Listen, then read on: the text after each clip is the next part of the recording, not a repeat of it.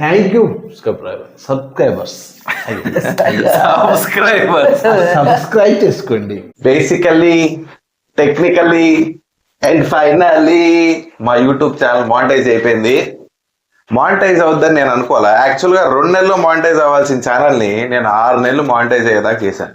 ఈ తప్పు మీరు చేయకుండా ఉండాలంటే ఈ వీడియో మొత్తం చూడండి.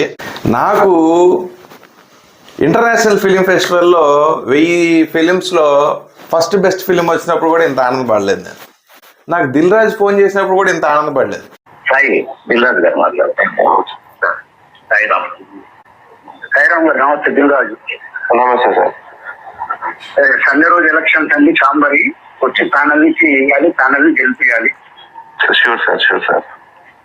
Thank you sir. Thank you. Telugu film ఛాంబర్లో ప్రొడ్యూసర్ సెక్టార్లో లైఫ్ మెంబర్ అయినప్పుడు కూడా నేను ఇంత ఆనందపడలేదు.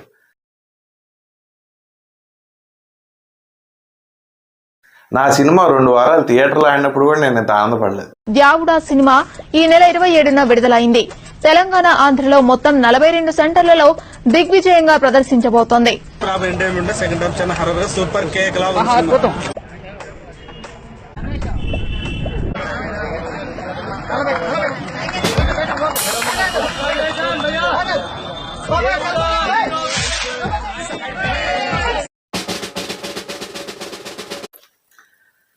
రామ్ గోపాల్ వర్మ వాళ్ళ ప్రొడ్యూసర్తో పాటు సినిమా చేసినప్పుడు కూడా నేను ఇంత ఆనందపడలేదు.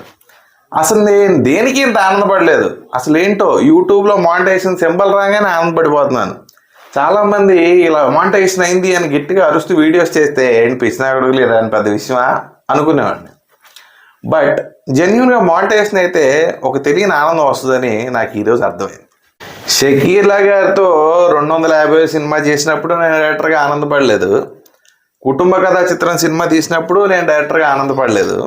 కానీ యూట్యూబ్ మానిటైజేషన్ అయితే మాత్రం ఆనందపడుతున్నాను.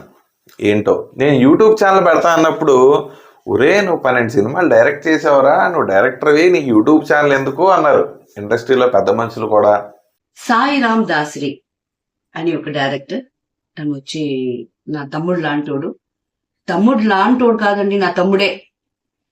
నేను తను కలిసి శీలావతి అని ఫిల్మ్ చేసాం. దాని తర్వాత షకీలా రాసిన మొట్టమొదటి కుటుంబ కథా చిత్రం అని ఒక ఫిల్మ్ కూడా నాతో తను చేసి ఉన్నాడు.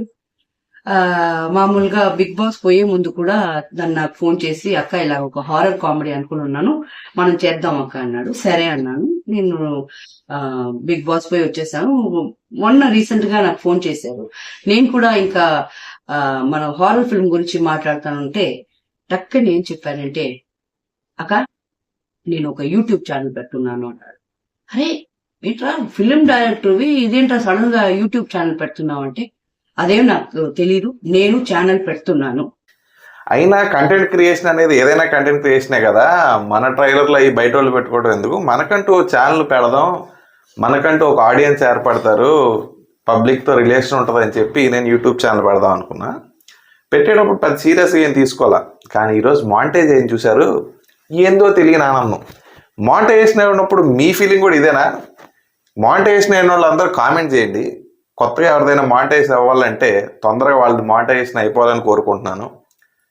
వీక్లీ ఒక 2 లాంగ్ వీడియోస్ అయితే పక్కా పెట్టండి. 2-3 మంత్స్లో పక్కా మానిటైజ్ అయిపోద్ది.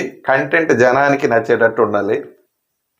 అండ్ మానిటైజేషన్ అయినందుకు మన సబ్స్క్రైబర్స్కి, స్టార్టింగ్లో ఎవరూ లేనప్పుడు వచ్చిన సబ్స్క్రైబర్స్కి చాలా థ్యాంక్స్. కొత్తగా వచ్చే సబ్స్క్రైబర్స్కి సబ్స్క్రైబ్ చేసుకోండి. మనందరం రచ్చ చేసేద్దాం. నా యూట్యూబ్ ఛానల్లో నెక్స్ట్ ఏంటంటే చిన్న చిన్న వెబ్ సిరీస్లు, కంటెంట్ ఓరియంటెడ్ షార్ట్ ఫిల్మ్స్ ఇలాంటివి కొన్ని ప్లాన్ చేస్తున్నాను. ఎందుకంటే కొత్త వాళ్ళకి సినిమాలో ఛాన్స్ ఇవ్వాలంటే చాలా పెద్ద పని అది.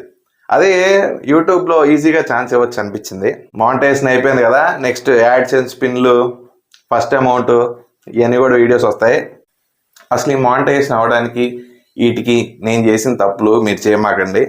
నాది ఎందుకు 6 నెలలు పట్టిందంటే 2 నెలలు అయిపోవాల్సింది.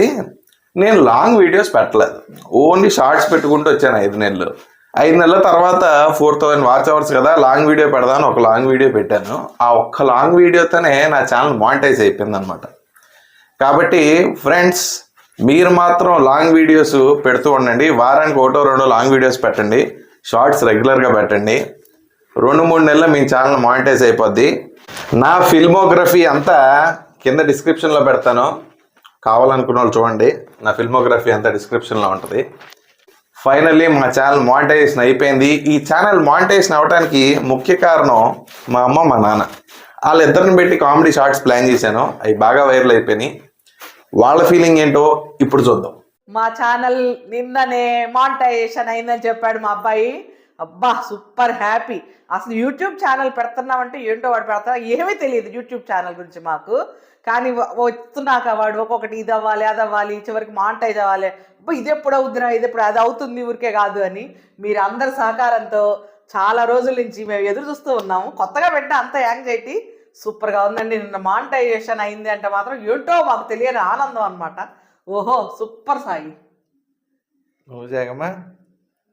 ఛానల్ మానిటైజ్ అవటం అంటే మాటలు కాదు, 4000 అవర్స్ అవ్వాలి, తర్వాత వ్యూవర్స్ పెరగాలి, అప్పుడు అవుద్దన్నాడు. అదేమిట్రా వెంటనే అయిపోతుంది అనుకున్నానే నేను అన్నా.